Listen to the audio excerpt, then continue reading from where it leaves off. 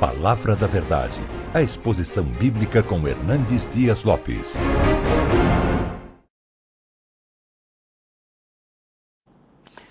Muito bem, nós estamos iniciando a nossa escola bíblica dominical do dia 11 de outubro de 2020, exatamente às 9 horas e 40 minutos. Você é muito bem-vindo, é um privilégio ter você aqui conosco para estudarmos a preciosa, rica, infalível Palavra de Deus.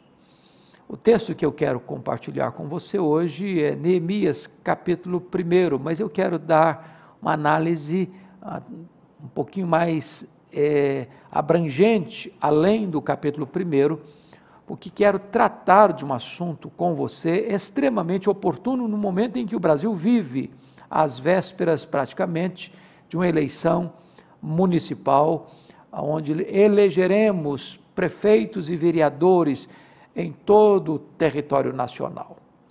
Então, eu quero ler a parte desse capítulo 1 até o versículo 4, mas depois tecer algumas considerações em todo o livro. Então, peço a sua gentileza de pegar a sua Bíblia comigo, onde você estiver, para acompanhar conosco o raciocínio desta passagem. Está escrito o seguinte: as palavras de Neemias, filho de Acalias. No mês de Quisleu, no ano 20º, estando eu na cidadela de Suzã, veio Anani, um de meus irmãos, com alguns de Judá. Então lhes perguntei pelos judeus que escaparam e que não foram levados para o exílio e acerca de Jerusalém. Disseram-me: os restantes, que não foram levados para o exílio e se acham lá na província, estão em grande miséria e desprezo. Os muros de Jerusalém estão derribados e as suas portas queimadas. Tendo eu ouvido essas palavras, assentei-me e chorei, e lamentei por alguns dias, e estive jejuando e orando perante o Deus dos céus. Eu gostaria de conversar um pouco com você então sobre o cristão e a política. Nós estamos, como disse, diante de um cenário muito importante no Brasil, que é a eleição de prefeitos e vereadores. É a eleição com maior capilaridade em toda a nação, de certa forma, a mais importante para o crescimento da nossa nação. E é muito comum nós ouvirmos que um cristão jamais deveria entrar na política, porque todo aquele que entra na política se corrompe, todo aquele que entra na política acaba perdendo seus valores e se miscuindo em esquemas perigosos. E então nós não deveríamos laborar nesta seara, mas deveríamos entregar esta questão para outrem, que não os cristãos. Me permita discordar frontalmente desse pensamento. Política é a arte de bem governar. Nós somos um ser eminentemente político. Não adianta você achar que, ignorando os fatos ou se afastando da vida política ou entregando os destinos políticos da nação para aqueles que não são cristãos, que nós estaríamos tomando uma decisão sensata, balizada nas diretrizes da Palavra de Deus. É claro que para entrar na política, penso, nós deveríamos ter pelo menos 3 predicados, 3 características.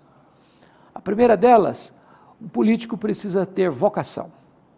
É um chamado, é uma vocação.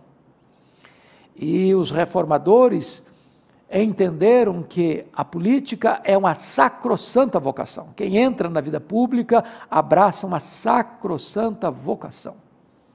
Como é que você descobre a sua vocação? Primeiro, por um pendor natural. É aquilo que você sente fortemente dentro de você, como que algemas invisíveis, como que mesmo tendo muitas outras portas abertas, você só enxerga aquela porta e por ela você entra.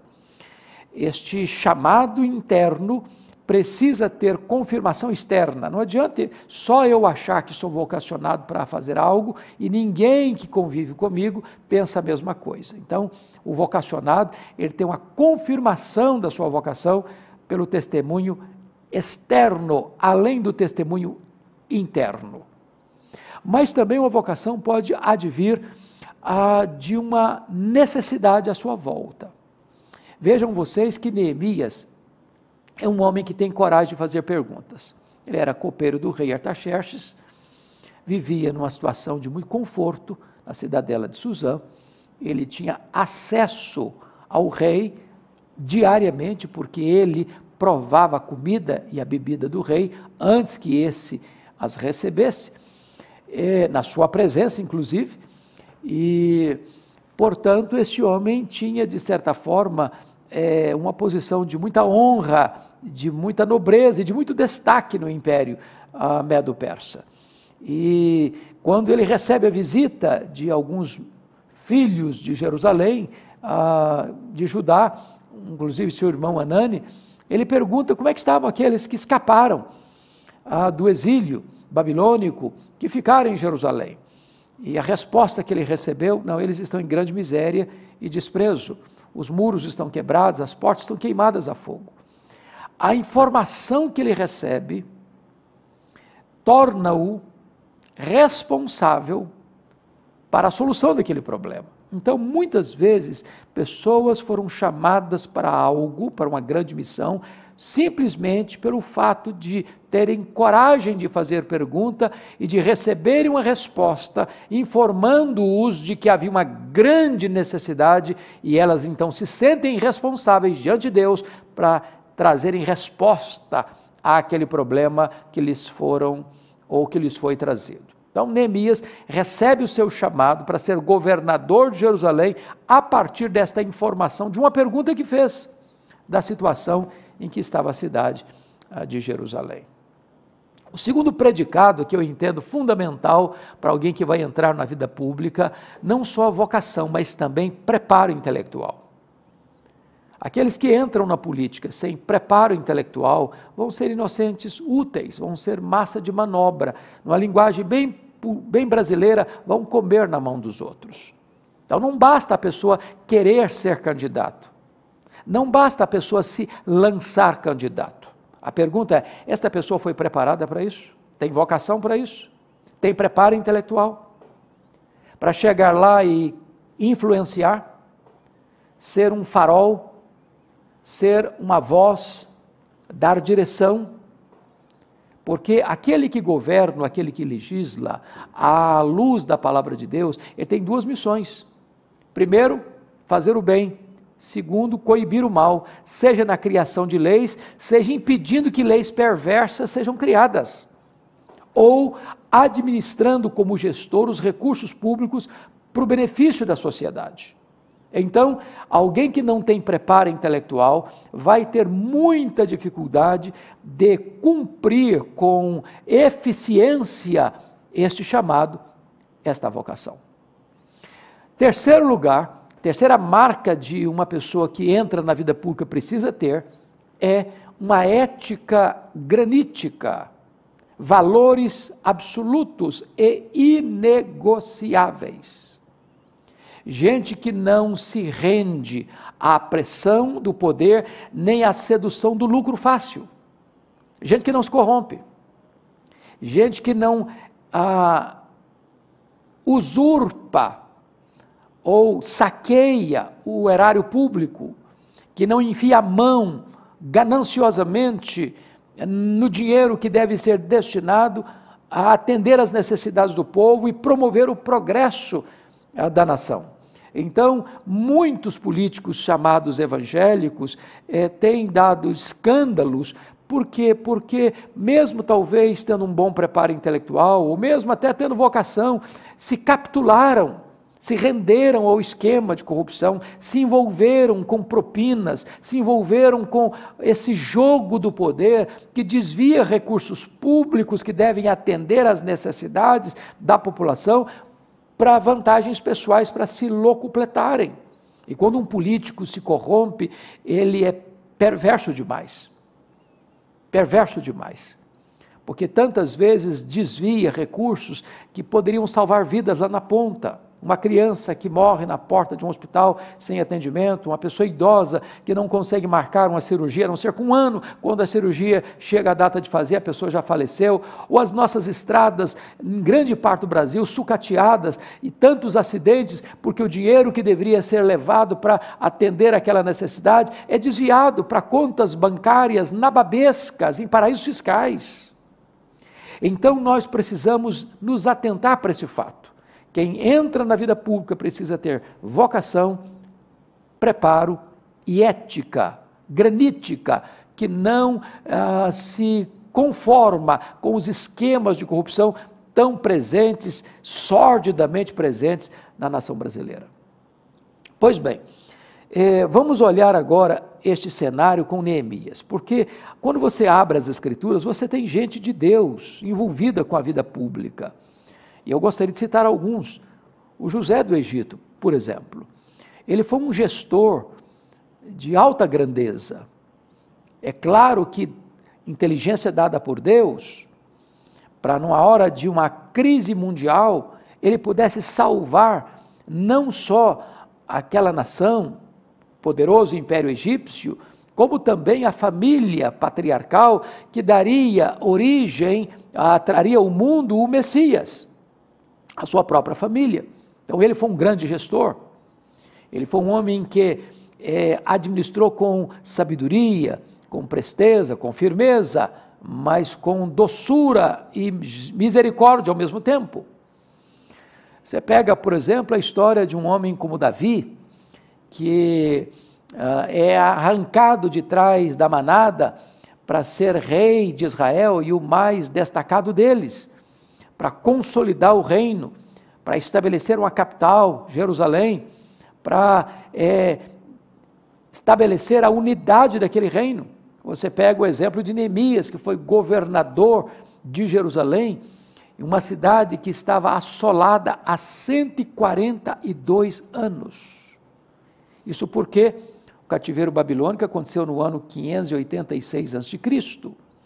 E Neemias entra em cena no ano 444 a.C., portanto, há 142 anos, a cidade estava cheia de escombros, pedras reviradas, portas queimadas, o povo empobrecido, embargos políticos, e ao redor inimigos conspirando para que a cidade não fosse reconstruída.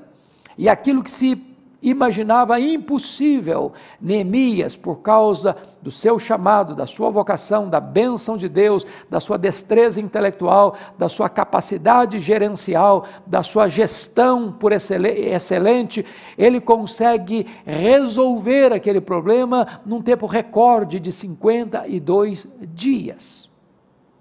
Então, vejam vocês, que nós precisamos de políticos com esta estirpe, deste jaez, com estas marcas, como foi o Neemias, como foi depois, nesse mesmo, aliás, um período anterior, Daniel, que foi maior do que 2 impérios mundiais, Império Babilônico e Império Medo-Persa.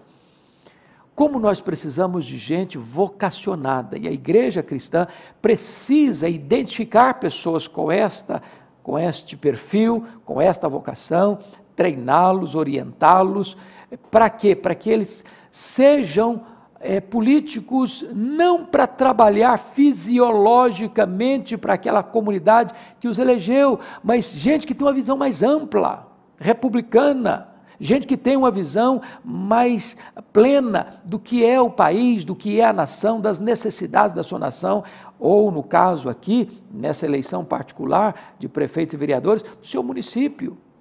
Não é gente que diz, não, eu quero entrar na política para servir, ao contrário, é gente que já serve a comunidade e agora quer então continuar servindo com legitimidade. né? Não é discurso, é exemplo, é prática. Bom, Neemias se apresenta com credenciais para ser governador de Jerusalém, e a primeira coisa que eu chamo a sua atenção é a capacidade de fazer perguntas. Fazer perguntas é algo arriscado e muito perigoso, porque quando você pergunta como vai, você precisa ter disposição de ouvir a resposta. E se você ouvir a resposta, na resposta tiver uma grande necessidade, quem sabe Deus está levantando você para atender aquela necessidade. Foi o que aconteceu com Neemias. Ele vivia confortavelmente no luxo, na cidadela de Suzã, dentro do palácio, servindo ao rei, com as mãos sem calos, com os pés protegidos, sem qualquer risco. E de repente uma necessidade gritante a mais de 1000 quilômetros de onde ele estava, mexeu com a vida dele, mudou a história dele, mudou a agenda dele. E por isso hoje você e eu conhecemos quem foi Neemias. De certa forma ele sai do anonimato do luxo para o estrelato das lutas, para servir ao seu povo, para restaurar a cidade do sepulcro de seus pais. Quando ele pergunta, é alguém que quer saber como é que as pessoas estão, que quer ter informação de como as pessoas estão vivendo, lá no vale da sua dor, lá distante de nós, às vezes esquecidos, abandonados, rendidos a uma grande miséria e pobreza e desprezo. Um político com vocação é alguém que tem coragem de querer saber como é que o povo está vivendo, as pessoas estão vivendo, e ele se importa com isso.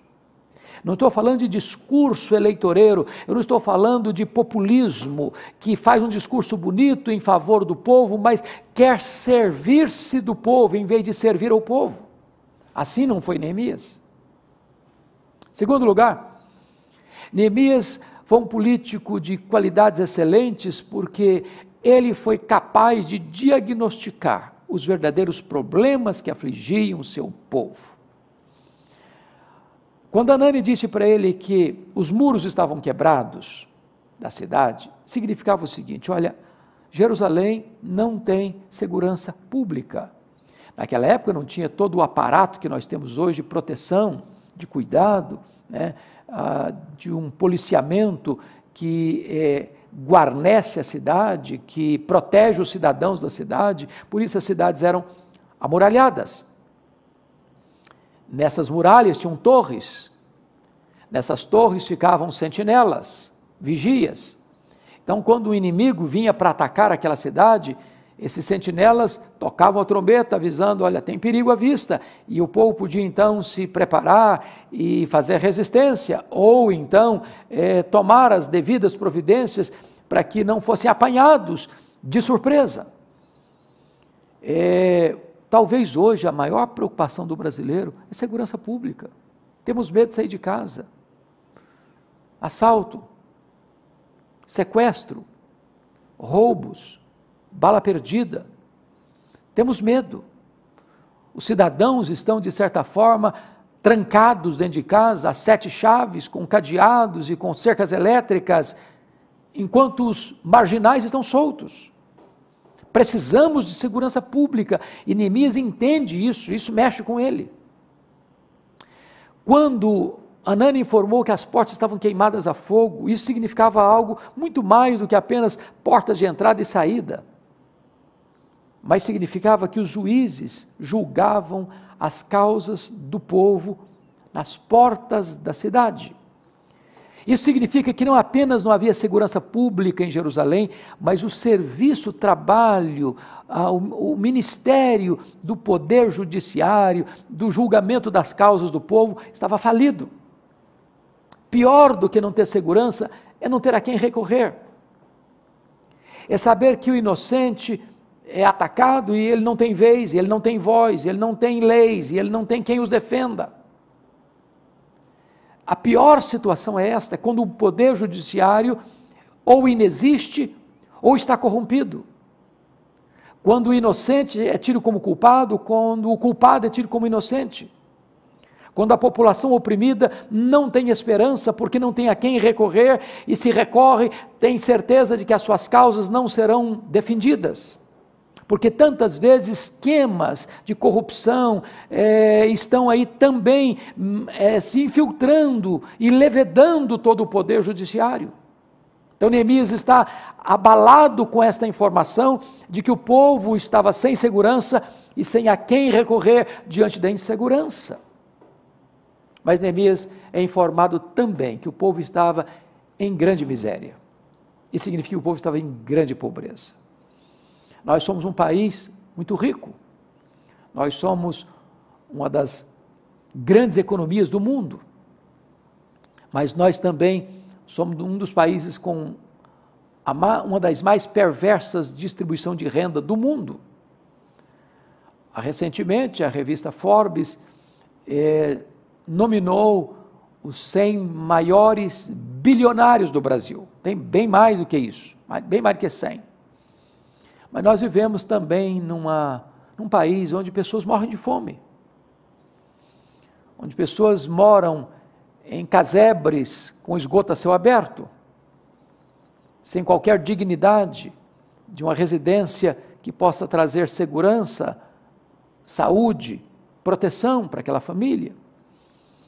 Então, o sofrimento do povo precisa mexer com o coração daqueles que abraçam a vida pública, precisa mexer com o coração da igreja.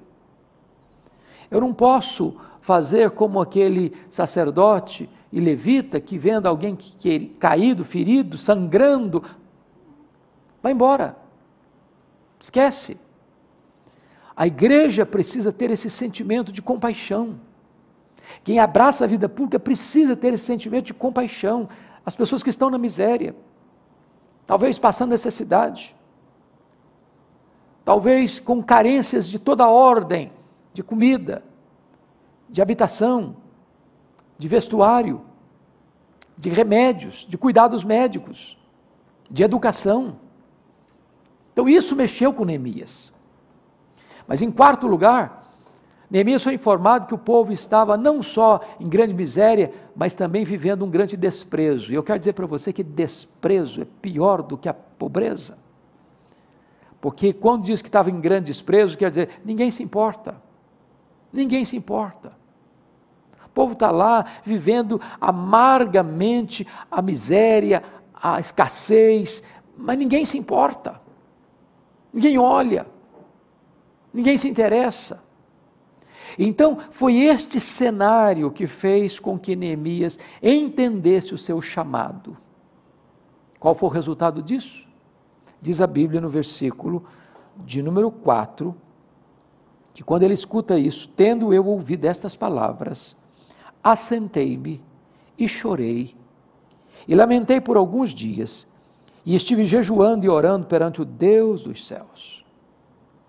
Neemias poderia ter escutado esse relatório e dizer, bom, esse povo está a mais de 1000 quilômetros, eu tenho um trabalho seguro, eu tenho um emprego seguro, eu vivo dentro do palácio, eu posso provar o vinho do rei, eu posso provar a comida do rei, eu jamais poderia perder esse status, esse emprego, essa posição de honra. Deixa para lá, esquece, quem sabe alguém um dia se lembre deles, se levante para cuidar deles, resolva o problema deles. Eu não vou fazer isso, eu não posso fazer isso, eu tenho outra missão, eu tenho outro compromisso, eu vivo no meu conforto, eu não posso abrir mão disso, eu preciso dar futuro para a minha família. Neemias talvez pudesse ter muitas desculpas. Quanta gente hoje, aqui no Brasil, que faz discursos populistas, de amor ao povo, de interesse pelo povo, e é capaz de gastar 10, 15, R$1.000 numa garrafa de vinho, num jantar, enquanto o povo que o elegeu, muita gente passando necessidade. Neemias não era desse tipo de político. Neemias não tinha essa estirpe. Neemias não tinha um discurso populista e uma prática de vida nababesca. Não, absolutamente não. Então diz o verso 4, que ele se assentou e chorou, e lamentou por alguns dias, e esteve jejuando e orando perante o Deus dos céus. Neemias mostra para nós aqui que ele era um homem que tinha trânsito horizontalmente, mas ele tinha também conexão vertical com o Deus dos céus. Um homem público precisa compreender que nós só governamos debaixo do governo de Deus, que o soberano do universo é Deus, que aquele que está no trono é Deus, que aquele que dirige a história é Deus, que aquele que tem o coração do rei nas suas mãos é Deus, e que ele então precisa buscar a Deus em oração e jejum. É por isso que a Bíblia diz que feliz é a nação cujo Deus é o Senhor. Feliz é a nação que tem governantes e legisladores e juízes tementes a Deus. Feliz é a nação que tem gente que governa pautada pelos princípios e preceitos de Deus. Temos que entender isso. O apóstolo Paulo, tratando deste assunto lá em Romanos capítulo 13, ele diz que as autoridades constituídas são ministros de Deus, diáconos de Deus, para a prática do bem e para a coibição do mal. Então, nós precisamos de pensar naqueles candidatos que vão receber o nosso voto, de gente que tenha vocação, tenha preparo, tenha ética, que se importem com o povo e que conheçam a intimidade de Deus, que recorram a Deus para que Deus os oriente naquilo que precisam fazer. Tenham sabedoria de Deus. Hoje temos escutado demais no Brasil, não, o Estado é laico, quase que dizendo que o Estado é ateu. Não, o Estado é laico, o povo que está no Estado não, o povo tem a sua fé. Nós cremos no nosso Deus, o Deus dos céus, o Deus dos céus, o Deus que está no trono, o Deus que dirige as nações, o Deus que levanta reis e destrona reis, o Deus que levanta reinos e abate reinos, o Deus que dá vida, o Deus que tira a vida, o Deus que coloca no trono e tira do trono. Precisamos de gente temente a Deus. Temente a Deus, que conheça a intimidade de Deus, não apenas de verbo, de palavra, mas gente que conheça a Deus de verdade e de fato, que tem intimidade com Deus, que recorra a Deus para que Deus dê orientação para as grandes decisões que implicam a vida do povo. Pois bem, mas deixa eu lhes dar uma outra dica importante. Neemias é um político que tem habilidade de contatos. Governar é impossível sem fazer alianças. É claro, ninguém governa sozinho. Neemias sabia que não podia se lançar como alguém para restaurar a cidade de Jerusalém sem o apoio do rei Artaxerxes, sem sustento financeiro, sem provisão, sem proteção para fazer a viagem, sem ter garantias de que chegaria lá e por trás dele estaria todo o aparato do governo, do reino, de Artaxerxes. Então, quando ele vai levar o vinho para o rei, o semblante dele está triste. Nunca estivera antes. E aquela tristeza era pedagógica. Aquele semblante abatido era proposital. Porque isso deveria provocar uma pergunta ao rei: ô Neemias, o que está acontecendo com você? Você nunca entrou aqui triste? Você nunca entrou aqui abatido? O que aconteceu? E nesse momento então, é que ele ora a Deus e Deus lhe dá sabedoria. Não para falar de Jerusalém, porque a ideia que ele tinha, por causa dos inimigos que conspiravam à volta, é que aqueles judeus eram rebeldes, estavam lá para fazer rebelião, estavam esquecidos, a obra parada. E a resposta dele é magnífica. Veja você o que ele respondeu: viva o rei para sempre, como não me estaria triste o rosto, se a cidade, onde estão os sepulcros de meus pais, está assolada e tem as portas consumidas pelo fogo. Ele não fala o nome da cidade de Jerusalém estrategicamente, sabiamente. Ele só retrata que essa cidade é a cidade onde estão os sepulcros de seus pais. E é desta forma que o rei perguntou: que me pedes agora? Então, ele tem esta habilidade, ele tem esta sabedoria para conversar. Quando ele fala, ele não fecha portas, ele abre portas. Ele não tropeça na sua língua. Seu discurso é extremamente cirúrgico, porque ele tem um propósito: alcançar o favor do rei.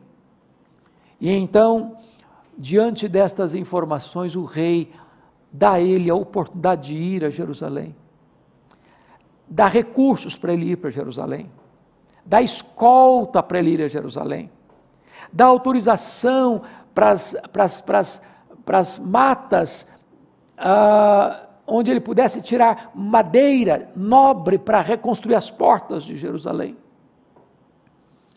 Então ele tem habilidade para conversar, para fazer corretas alianças, não alianças perversas, não aliança com o mal, não aliança para se corromper, mas alianças para atingir os seus objetivos, que era socorrer a cidade de Jerusalém e restaurá-la.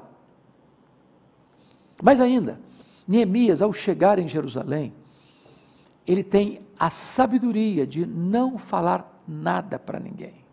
Ele primeiro precisa ter o diagnóstico nas mãos. Primeiro ele precisa avaliar. Responder sem ouvir é estultícia. Agir sem conhecer é tolice. Então ele investiga primeiro. Ele examina primeiro. Ele percorre a cidade cheia de escombros primeiro. Depois que ele tem todos os dados nas suas mãos, o diagnóstico nas suas mãos, então ele reúne a liderança, os nobres da cidade, e os desafia. Mexe com a hombridade deles, com o brio deles. E desta maneira, ele então já tem condições de mostrar o que Deus fizera, como ele está aqui em Jerusalém, para uma missão específica, e ele logra êxito com homens que estavam completamente desacreditados da possibilidade da restauração de Jerusalém. O líder tem visão, o líder influencia, o líder chama gente e gente abraça uma causa por causa da sua liderança. Outra coisa fundamental em Neemias como um gestor público, capítulo 3 diz isso, é que ele colocou cada pessoa no lugar certo e mobilizou todas as pessoas possíveis para abraçarem a obra. Ele como governador, o sumo sacerdote, os perfumistas, as mulheres, gente de perto, gente de longe.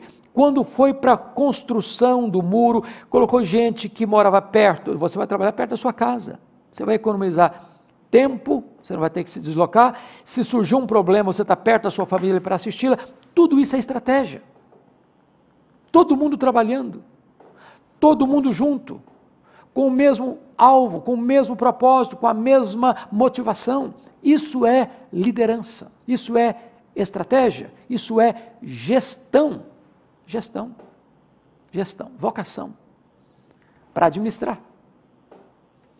Mas ainda, Neemias mostra para nós como se lida com sabedoria com os inimigos, porque preste bem atenção, num mundo onde a corrupção está instalada, porque a corrupção está instalada no coração, é preciso ter muita sabedoria, habilidade e firmeza para lidar com as pressões, porque tem muita gente que não tem interesse que a coisa dê certo, tem que torce contra.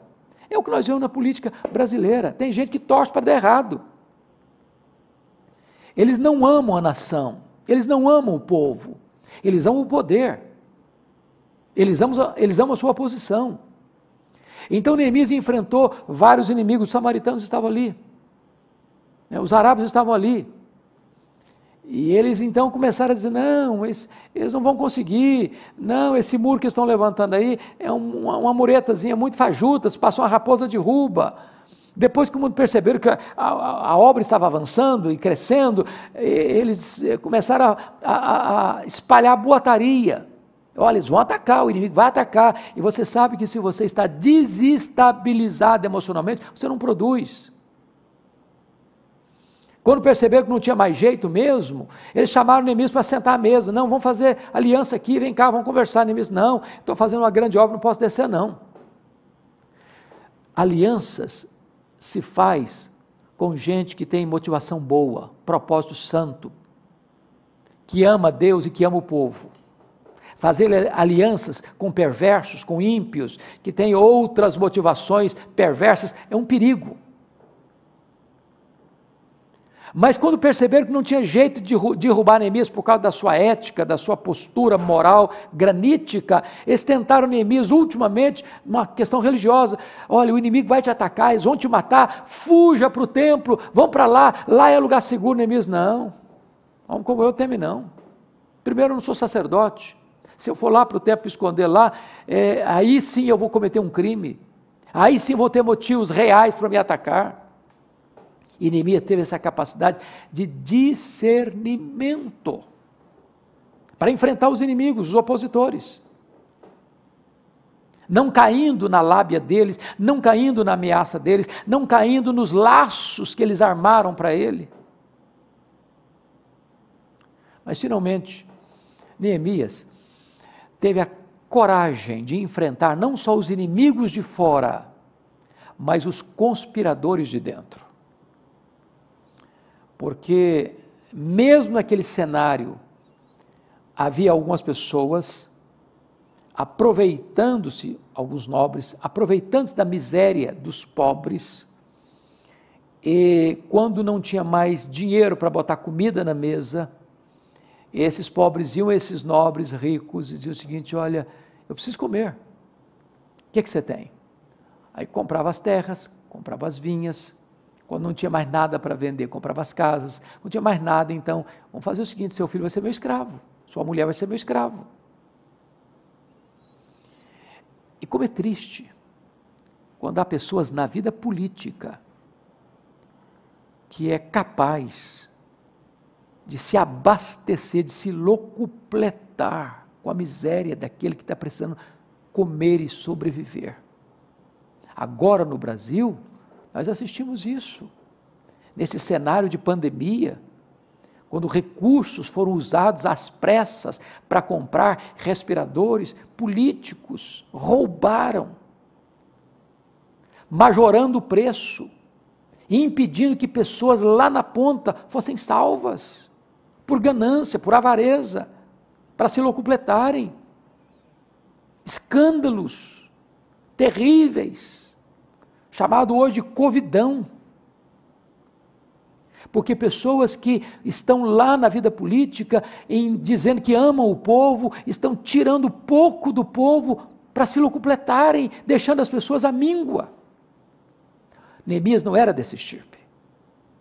Neemias era um homem que amava o povo, e ele confronta esses nobres, ordena que devolvam para os pobres, para que eles possam sobreviver. Não podiam trabalhar lado a lado um com o outro, enquanto um está sendo oprimido, o outro está se aproveitando do oprimido. Não pode isso. Neemias não pode.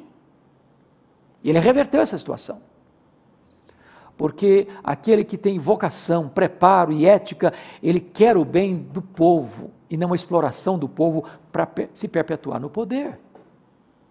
E eu quero concluir dizendo o seguinte: aquilo que estava há 142 anos, sem solução, ninguém achava que poderia resolver aquele problema, Neemias consegue, num tempo recorde de 52 dias. Os muros de Jerusalém, as portas de Jerusalém estavam levantadas e podiam ser inauguradas para proteger a cidade e abençoar a sua população. Nós estamos diante de uma eleição municipal, prefeitos e vereadores. E nós, povo de Deus, precisamos pensar com muito cuidado e com muito critério em quem vamos votar, a quem vamos dar o nosso voto.